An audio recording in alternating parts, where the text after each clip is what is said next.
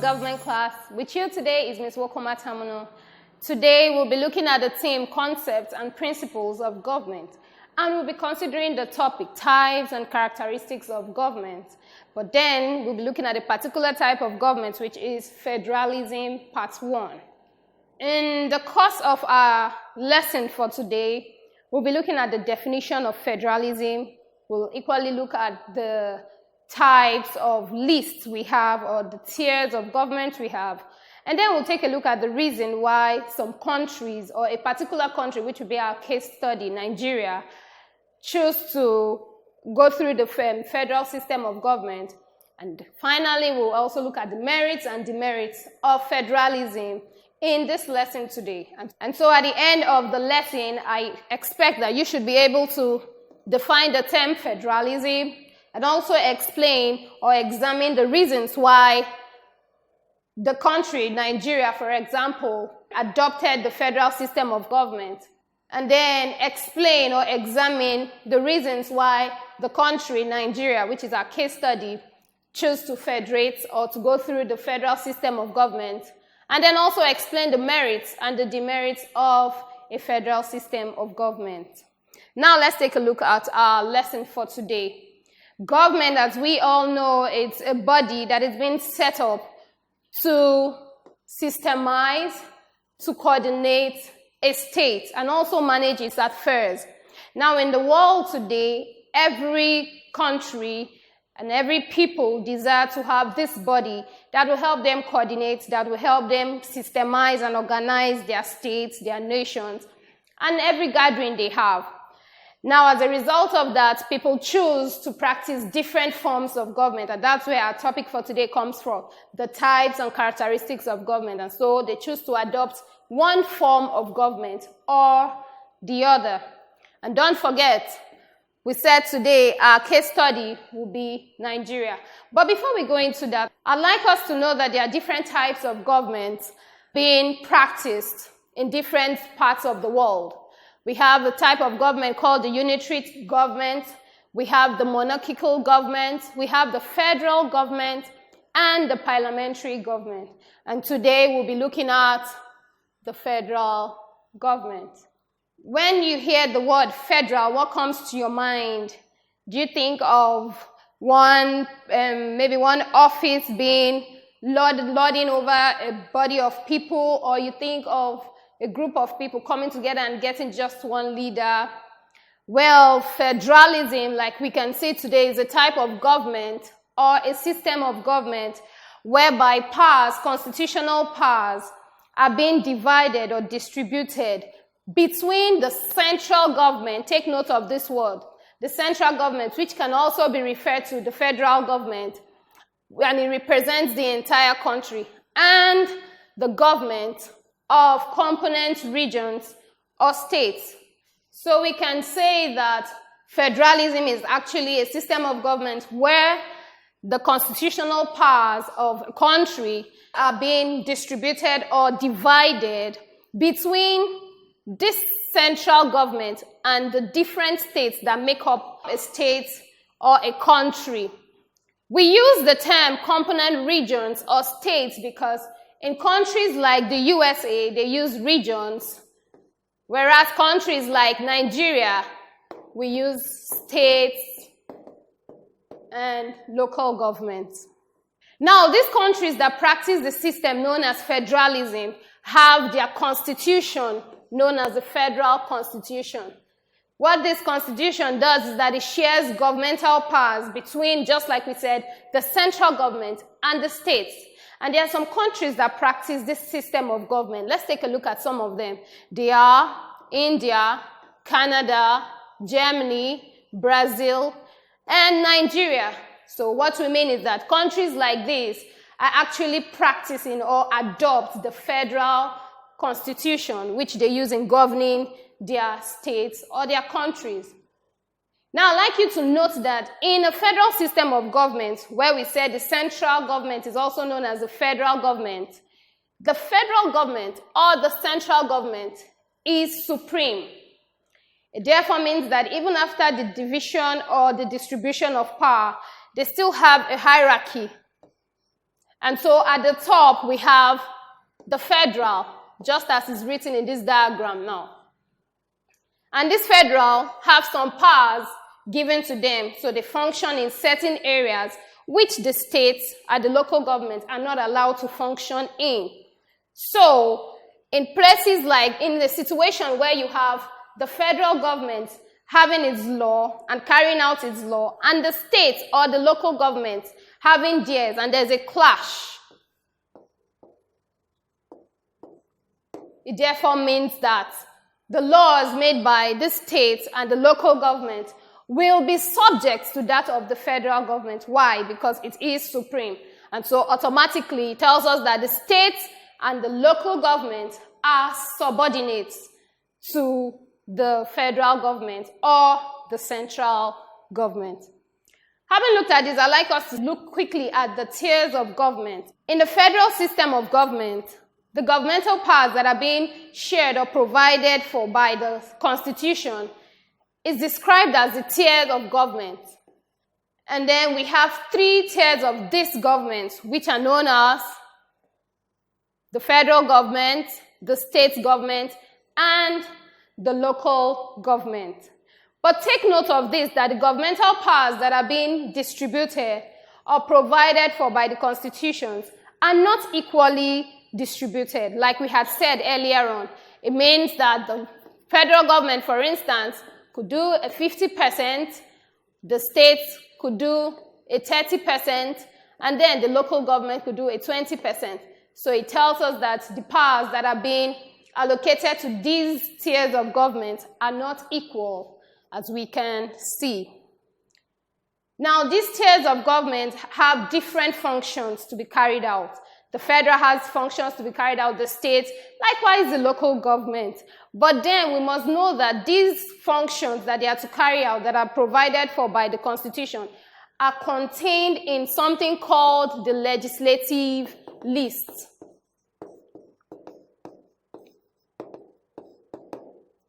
And so for the 3 tiers of government, we have 3 legislative lists. And we'll get to know them as time goes on. The first is the executive legislative list, and then we have the concurrent legislative list, and then we have the residual legislative list. Having talked about how these powers are being distributed and that we have the supreme or at the top, we have the federal government. What do you think the exclusive list or the exclusive legislative list functions? What do you think it will contain? Or to which of these powers do you think this legislative list actually is to be carried out? The exclusive legislative list is one that is entirely provided for by the Constitution to the central government. It therefore means that the functions that are being stated there are exclusively directed to the central or federal government to carry them out. They have the sole authority to exercise these powers. And then they carry out these powers or exercise these powers in areas such as the security, custom and excise duties, defense, aviation, currency, coinage and legal tender, immigration and immigration, and even foreign affairs. And so let's take, for example, in the issue of security, for example, in Nigeria, where we know that we have issues with the Boko Haram, the militants, Boko Haram in the northern region, and then militancy with the southern region. You don't hear the state governor speaking concerning it or trying to send forces to go and arrest or address such situations. What you hear is the federal government actually is the one that carries out such functions by sending out the army or sending out the military bodies to go and arrest such situations. So it tells us that when it comes to securing, maintaining, and keeping the state or the country in one piece, at this point, it is solely the function of the federal government.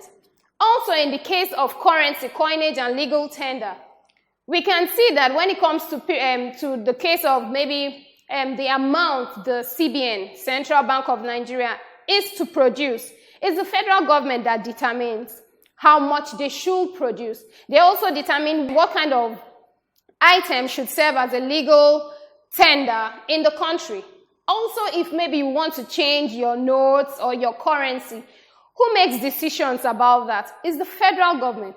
So this also tells us that in the issue of currency, coinage, and legal tender, the federal government actually has the power to decide and make decisions for such. And then also in the area of aviation, which includes airports, which also includes ensuring that airplanes and even the conditions for people are carried out well. It's also the federal government. Okay, for example, in the Nigeria area, in a period such as this in 2017 period, where the federal government actually is carrying out a renovation or maintenance in the airport that is located in Abuja. So you do not see that a state government actually is carrying that out. That also tells us that when it comes to things like the aviation and that sector, the federal government takes decisions on them. And then let's move on to the second list. The second list is known as the concurrent legislative list. This part of the list is one that merges the central government and the state government, just like we have here, where you have the powers of the central government and the state government, but there's a part that is being intersected here, meaning both of them are playing a role. That's exactly what concurrent legislative list is all about. It is one that the Constitution provides the both levels of government with powers to function independently in certain areas. Now, these areas are areas such as education, where you have post-primary schools, you have universities, you have technological or professional education. For example, we have states that provide post-primary schools for their children. You hear of federal governments, colleges, which is from the federal level of government. And then we still have state universities, and we have federal universities. And so it's concurrent. The state can provide that. The federal government also can provide that. And then when it comes to professional education, like that of the school that was an aviation school, it was also put up by the federal government. You know, all of this tells us that both the state at the state level and the federal level, education can be provided and can equally run by these separate levels. Also in the area of industrial, commercial, and agricultural development, both levels of government can actually carry out or function in those areas.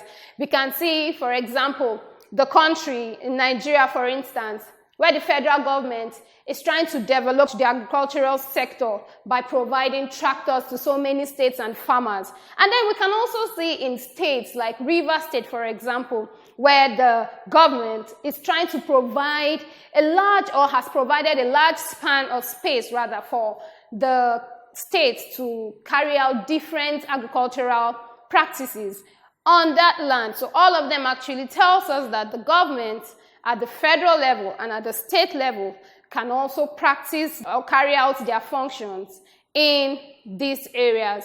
Also, when it comes to collection of tax, like we know, on roads, you see that the state government has roads they actually carry out to maintain, and then they construct new roads and their likes. Also, it is done at the federal level, where you see highways being constructed, maintained by the federal government too. And so all of this tells us that in the concurrent legislative list, the federal and the state come together to carry out certain functions.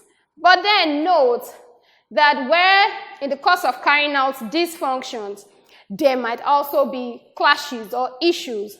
And at that point, the powers of the central law will always prevail. So what it means is that at the point of the state and the federal government coming on to carry out a particular function or to exercise their powers, where there is any clash in powers, you will see that automatically the central law will prevail.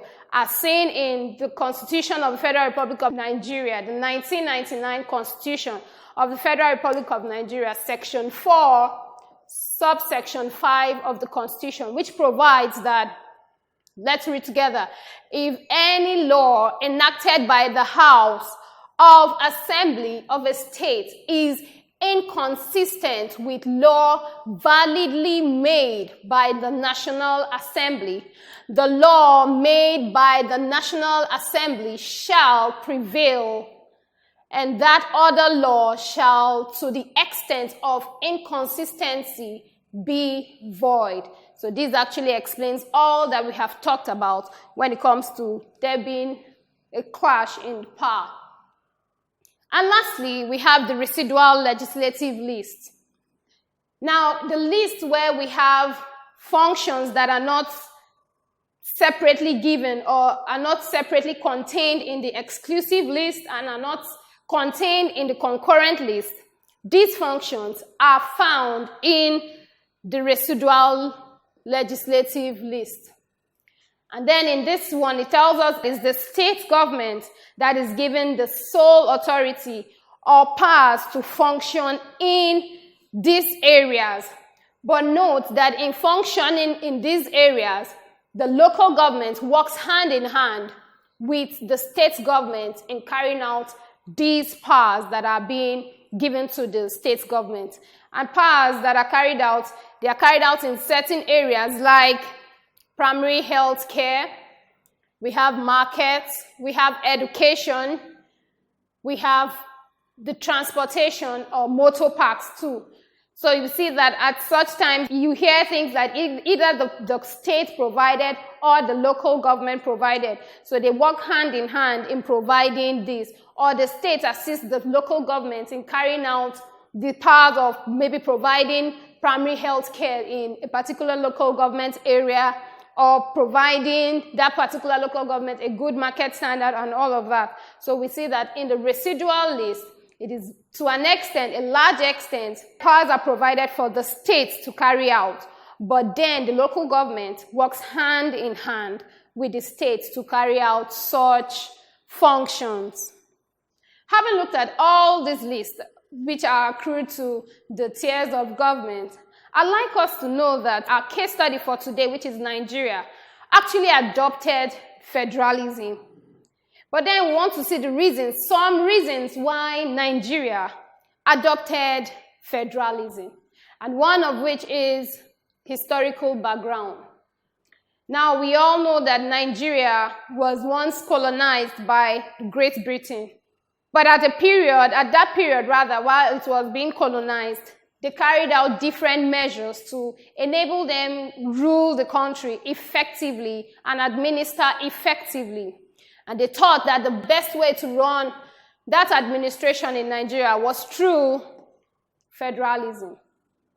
But that was because of certain factors that they felt were favorable to federalism rather than any other form of government or any other type of government at that time. Now, how it began was that with the coming in of the British, which ruled for some time, it got to 1914, where they decided to amalgamate.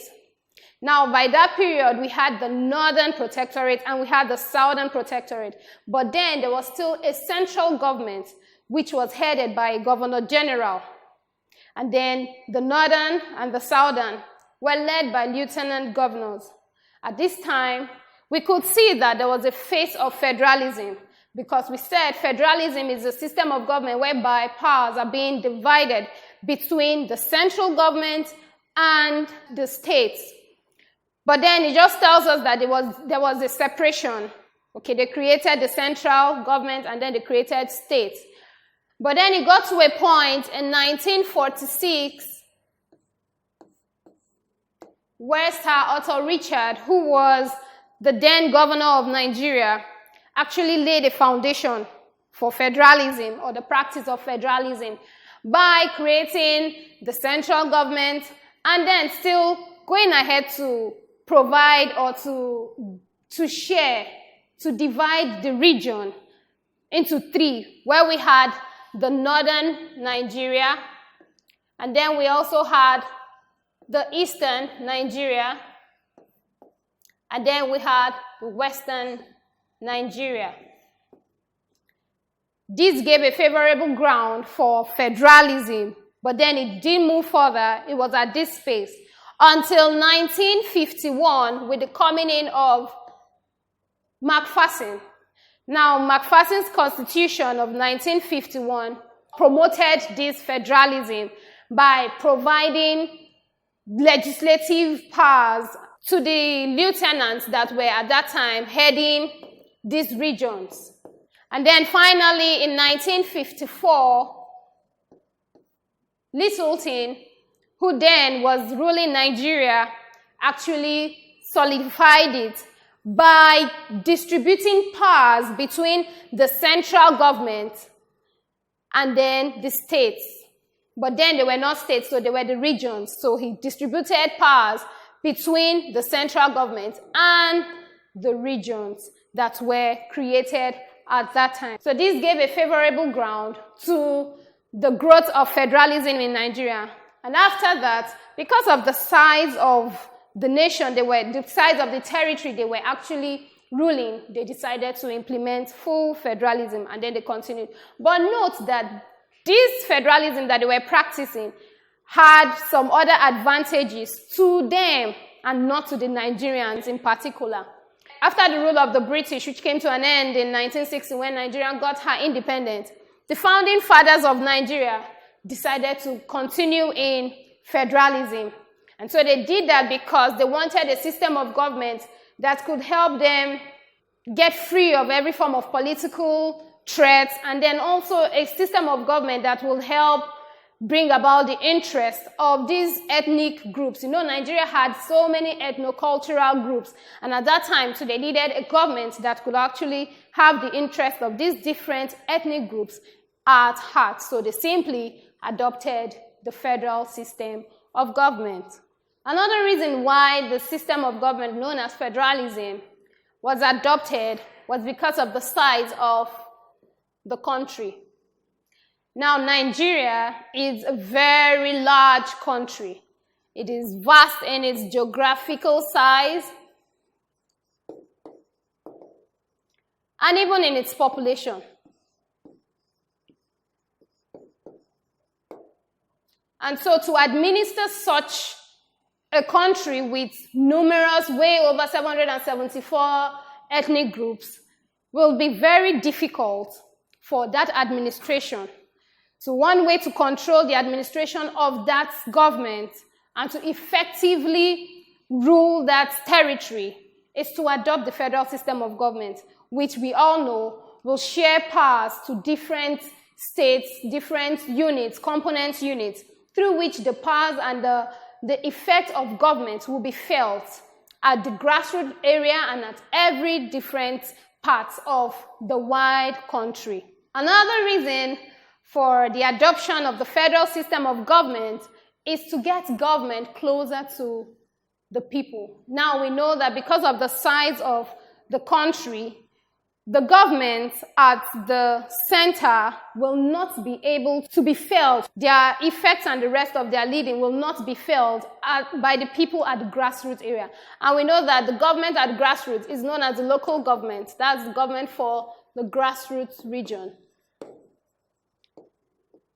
And so because in federal system of government, the state or the local government are being created by the government so that the people at that level will feel the government closer to them and then aid them to also be responsive to the government and act rightly also to aid or to help their country.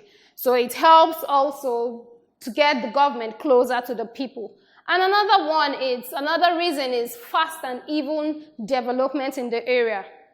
Now, because powers from the central area or resources also from the central government is being piped down to the states and to the local government areas, you see that it will help other areas or different areas, states, local governments to develop. Now, we all know that there are some states or local government that do not have enough resources to get developed, while some could have way more. And so what federalism will actually help to do is that while the federal government brings or waters down the resources through the states and local governments, the people at that area, or the different local governments and states, are able to develop themselves, and then it will also aid fast development and even development. So while those that do not have will be receiving from the central government to aid them develop, those that equally have will also be developing at the same time. And then lastly, the fear of the minorities. Another reason why the system of federalism was adopted is for the fear of the minorities. Now, in countries where you do not practice federalism, in a situation or in a state where there's a large separation between the small states and large states, you see that the tendency for the large states to easily dominate and marginalize the minor states or the small states will be very high. But then federalism, in one way or the other, tries to curb such, because at the central, where you have the central government is interested in protecting the interests of these states, these different states. And as a result of that, no state, because of the autonomy these states all have, no state is marginalized by another state. No state also is seen as minor to any other state. So we see to a large extent that federalism helps to bridge that gap of the minority and the majority of a state. So that's one thing, or one reason why the federal system of government, in one way or the other, was actually adopted to take away the fear of dominance of majority states by the minority states. We've come to the end of today's lesson.